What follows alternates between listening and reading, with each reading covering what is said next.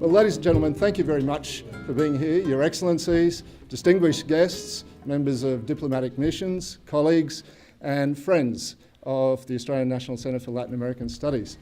It gives me great pleasure as a co-editor of this book to be able to launch it here today finally, because while I'm not going to actually speak about the book in any detail, what I do think is that this book is quite unique in that it actually puts together details of the relationship between Australia and Latin America across a range of very diverse fields, from business through cultural questions, education, foreign aid, the environment, strategic questions, and so on. And there's nothing actually like that in print, and there never has been in terms of this relationship, which we think is going to be increasingly important in the future.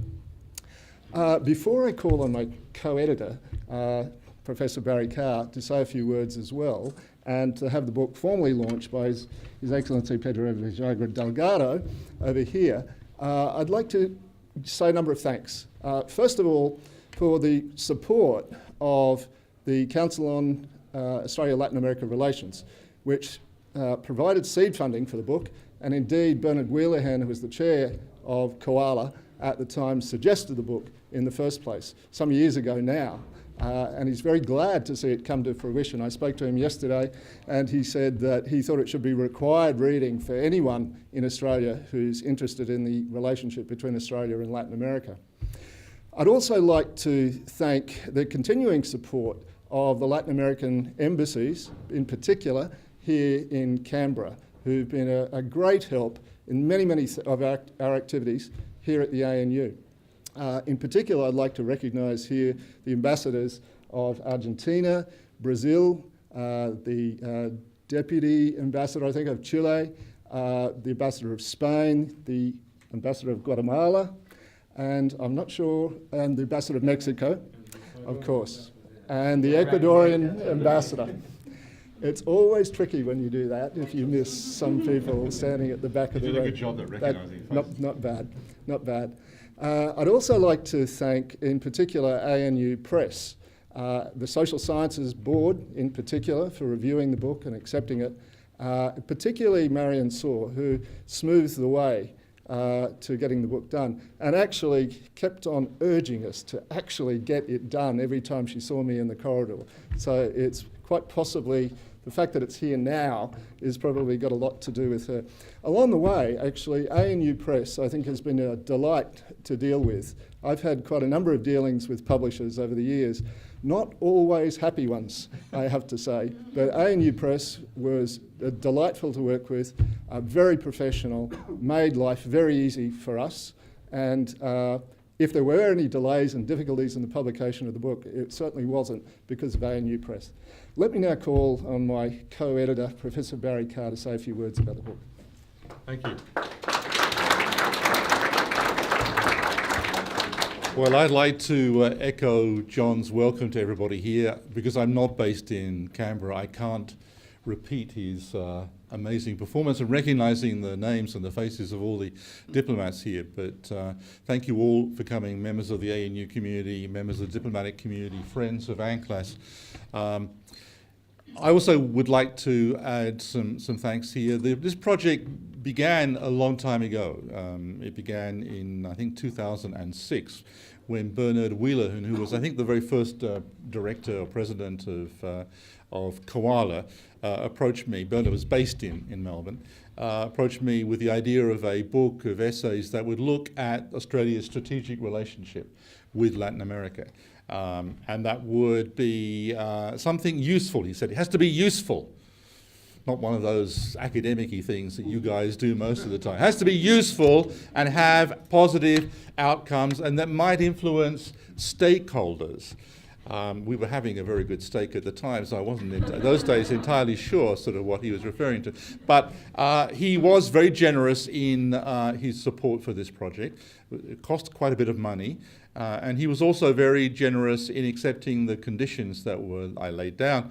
and that John and I have maintained, which are that the book needed to guarantee the, independence and autonomy of the various authors, since primarily they were academic authors, that there would be to be no no-go areas, and that we would be looking in a very broad way, interpreting very broadly that term strategic relationship. So while things economic in terms of trade and investment would be certainly at the very center of the book, our interpretation of strategic would be broad enough to include education and culture and immigration and media, education, many other areas. And this is, I think, one of the strengths of the book, as John has just pointed out. It is so far the only in one volume, a single volume, multi-authored book of essays with a fair bit of very interesting data. The data in it took some of the authors quite a long time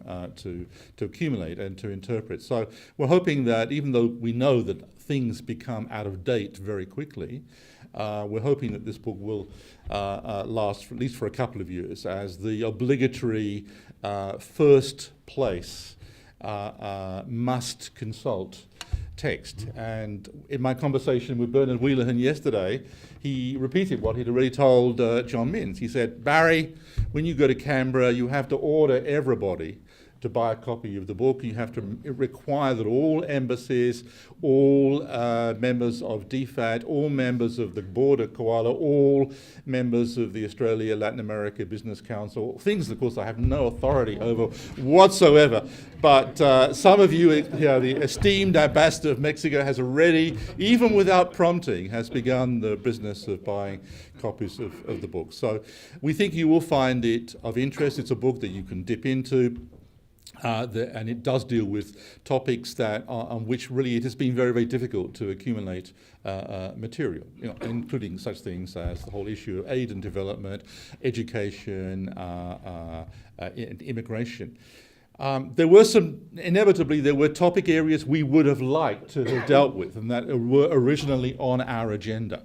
One of those topics was tourism, but we couldn't find anybody, any academic at any rate, who was prepared, although we did have one person for a brief period who dropped out, who was prepared to take on board this very important topic. And obviously tourism flows, what it means both for Australia and for Latin Americans is increasingly an important issue.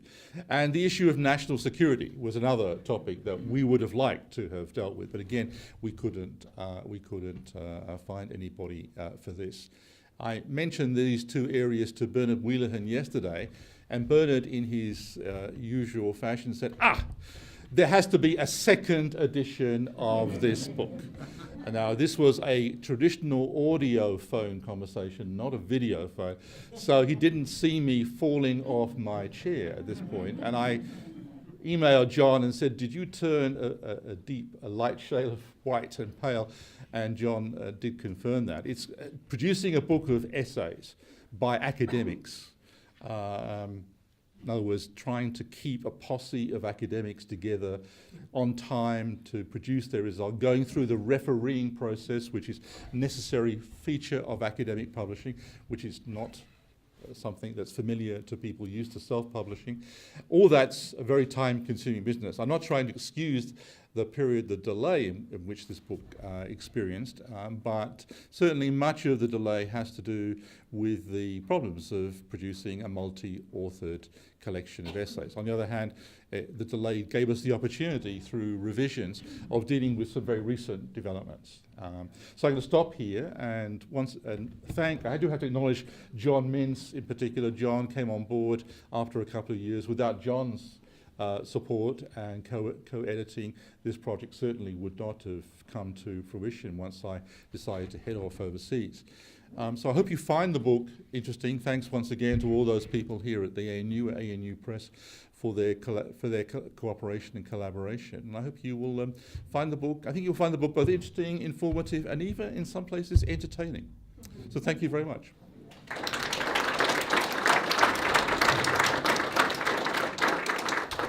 Thanks very much, Barry. I'd now like to introduce His Excellency Pedro Delgado, who is no stranger to the ANU and to ANCLIS. He's worked with us on many, many projects over the years, and I think Pedro has actually became ambassador from Argentina here at about the same time that I took over ANCLIS, a very long time now. And he is also the Dean of the Diplomatic Corps. Please welcome him to launch our book. Thank you very much. Well, now you have to bear with me because one of the things that you do when you are asked to introduce a book is to have at least a superficial reading of it. So, and certainly I'll go through some of the comments on the book. I would like, first of all, to thank the Australian National Centre for Latin American Studies in the ANU, ANCLAS, for the opportunity for speaking here. It is, as Barry and John were saying, there was a vacuum here in publications in Australia and Latin America, and I think this book comes to fill in. So it is real for me, it's a privilege to be here and to do this. Among the authors of the book, we will find the best scholars that we have on Latin America here in Australia, and that's very important to have gathered them together and also to be able to extract I presume that both John and Barry may have been a bit persistent over these years just to get the papers from everyone, because it is really a very comprehensive work. So that also shows, John, the role that ANCLAS has been playing in promoting Latin America here in Australia, and since you took over the center, and it is really something that we all, the Latin Americans, I'm sure that I speak on behalf of everyone here in thanking you for that.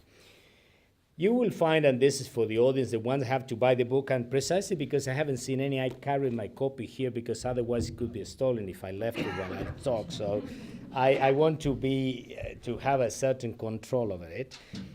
You'll find in this chapters on the most critical areas for the relations between Australia and Latin America, written in an engaging and informative way, and most important, with a forward-looking view on how to strengthen and expand the links between Australia and Latin America. They're links that already exist, but I think all of us that have been following these relations will agree that much more can be done, and there should be more links and deeper as well. The variety of topics go from the political realities, education, foreign aid, the environment, trade and business, immigration, media, cultural links, and people-to-people relations, and their effects on how to do business. The introductory chapter by you, Barry, and John is a good recollection of how relations got a significant impulse in the 1990s, precisely the time you mentioned Bernard Wheeler, he played a very important role. The impulse that the relations between Latin America and Australia got at the time. There was an increased interest in our region, which, among other things, led to the creation of COALA, precisely the Council on Australian and Latin American Relations. And this first chapter sets the stage for developing different areas which constitute the core of the links, actual and potential, between us. From the chapter on changing political realities in our region, written by you, Barry, I will pick up the importance of greater political coordination between the countries in Latin America dimension, the creation of processes such as UNASUR, CELAC, ALBA, the Pacific Alliance, etc., as well as the diversification of partnerships, the Latin American partnerships, not only in trade and investment, but also in the political arena. As our region is playing a more important global role, and growing interest in our regions is also being developed in the antipodes, not just in Australia, certainly in Asia as well. Two notes of caution that you include in this chapter are also worth noting. One is the thinness of dedicated Latin Americans in Australia, social sciences sector in particular, and in Australia's academic world. And you, the authors of this book, are precisely the exception, if you like. You are the notable exceptions. And the second cautionary point that I will pick up from that is that when you mentioned the relatively small footprint of Australia diplomatically in Latin America, that is important, and that's something that I hope that the guys from DFAT present here today will all agree and impress on DFAT that this is something that needs to be changed. Sean Burgess' chapter on education relations provide not only very useful statistics where the increased number of Latin American students in Australian universities is well documented, but also on notions on how to better engage with our region beyond just the recruitment of paying fee students. Better learning processes for Spanish and Portuguese by Australians are crucial there. The notion that the central challenge lies in building partnerships between Australian and Latin American educational sectors and institutions is one that I strongly share, and that's important there, Sean, certainly. The chapters on foreign aid by John Means and that of environmental matter by James Levy and Peter Ross shed light on areas which are not often linked to bilateral agendas in Latin American countries and Australia, differing from basically to either the triangular cooperation in the first case and in the case of foreign aid, or to multilateral fora in the second when we go to the environment. And in this chapter we have some very good ideas which could be the basis for new approaches in the relations between Australia and our region. It is clear that many countries in Latin America will not qualify or indeed seek or expect foreign aid from Australia, but programs designed to help develop best practices in certain sectors can be of much use. And in the environment and climate change will be more and more important for both of us, and certainly there is much that we can learn from each other and all the spaces that we actually share, like the oceans, which is also mentioned in this chapter on the environment. The chapters of the presence of Latin Americans in Australia by Victor Del Rio, John Sinclair on the media, the value of culture and in promoting relations with our region by Ralph Newmark, and even the closing chapter on the myths about cross-cultural sensitivities and the way to do business by Bob Hodge have a common link, which is the weakness of the mutual knowledge between our peoples, where much can be done. The successful integration of the Latin American diaspora in Australia is a good example, a good proof that our basic tenets of behavior and principles are not so different. Our communities have adapted relatively easily to Australia, to the Australian environment, and they are very well integrated. The notion mentioned by Hodge that anything that seems familiar probably comes to mind here. Latin Americans in Australia constitute already a significant number, but they do not have yet political clout, as other cultural groups have. In fact, as it is mentioned in Chapter 7, Latin Americans are not much involved in local politics. Victoria seems to have been where they are the most active, and this has reflected in the first Latin American parliamentarian becoming the speaker of the Victorian Parliament, with Telmo Yanguiller, who is a very good friend of all of us and a very good friend indeed of the whole of Latin America, one of the speakers, not just of the Victorian Parliament, but a speaker for all of us.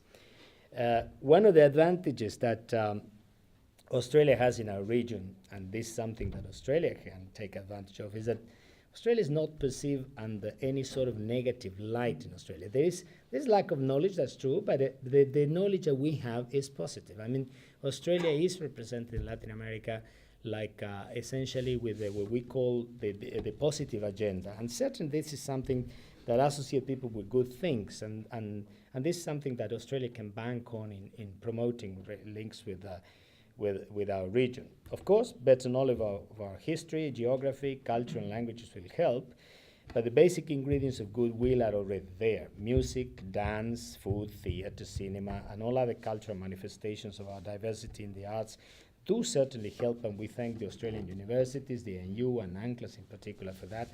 But in terms of cultural, these cultural aspects are indeed more developed than other aspects of the common knowledge between Australia and Latin America. Tourism is one of the things that actually is helping a lot, because there are more and more Australians traveling to Latin America. The media, that's probably one of the most challenging environments for spreading the knowledge of our region in Australia, and probably the same applies vice versa. In Australia, television and newspapers are quite concentrated, and our region does not rank very high in the priorities. We have a good number of radio programs directed to our communities, but they do not have the means to reach a wider audience and of providing commentary on news on our region.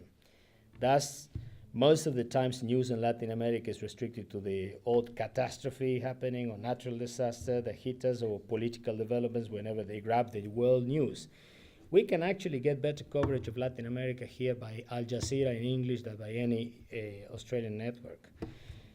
The two chapters by Don Kenyon and Pierre van der Enck go to what has been the core of our relations and the growth in the last couple of decades, which are trade and investment.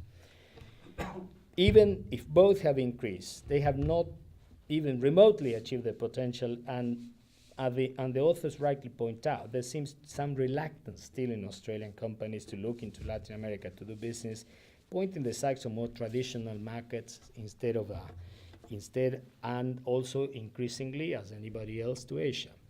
There are exceptions, of course, and the number of Australian companies which have bases in Chile are a good example of that, but they are not the rule.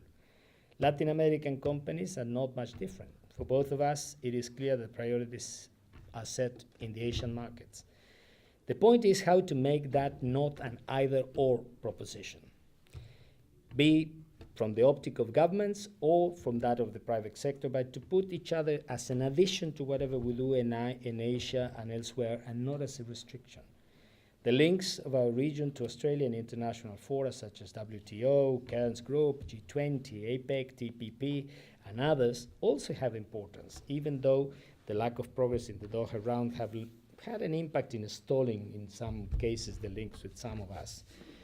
The publication is certainly a very timely one, because at a time when diverse international crises are creating challenging environments both in the economic and political fields, it can contribute to underline that one of the crucial aspects of the relations between Australia and our region, and one that should be better and deeper understood, is that they are not really that competitive and surely not controverted in any event. We rarely are in different sides of most issues or interests. It is much more a relation of complementarity and cooperation. By the way, one thing that is also missing here is cooperation in scientific and technical field, because there are quite a few things going on, and those can be also expanded. But it's not one in which a gain for one is a loss for the other. This is nothing like a zero-sum game, and certainly it should be a win-win situation, the relations between Australia and Latin America. If they're not broader and deeper, it is because of this lack of mutual knowledge that I mentioned, and because priorities also that I mentioned that lay elsewhere, but not because there are no commonalities in both character and interest, which in fact abound. Our region is not part of these new grave developments in the strategic and geopolitical arena which have emerged in many parts of the world, nor of those where existing crises and tensions have worsened. As I had opportunity to express last year, I think it was in a meeting with VFAT and Koala and Alabac, Latin America is a region of peace, where interstate conflicts are basically inexistent and even unthinkable. That takes a stronger meaning, and the notion of a strategic stability and it has a deeper significance, particularly in this context. This should by no means be relevant criteria for investors, for long-term economic and political relations, or indeed for people-to-people contacts. This book comes at a moment when it is more needed to develop mutual knowledge and understanding. The global economic and financial crisis, which has proved its persistency and its economic challenges have also affected the growth in some Latin American countries, creates also opportunities for increasing relations between Australia and Latin America, as we both have to look harder for new markets, attracting new investment, thinking out of the box for new openings, and this should each lead us to get closer in the public and private sector on both sides of Latin America and Australia, reviewing strategies and thus identifying new ways and fields for taking advantage of the commonalities mentioned earlier. So again, my congratulations to UNCLOS, to all the authors of the different chapters, and very especially to you, John and Barry, who have given me this chance and have given the studies in Latin America a new impulse since you became the director of UNCLOS. As I mentioned, these things have changed, and we hope that this will continue advancing the mutual knowledge between Australia and the region. So I'll thank also the ANU for having UNCLOS. Thank you very much.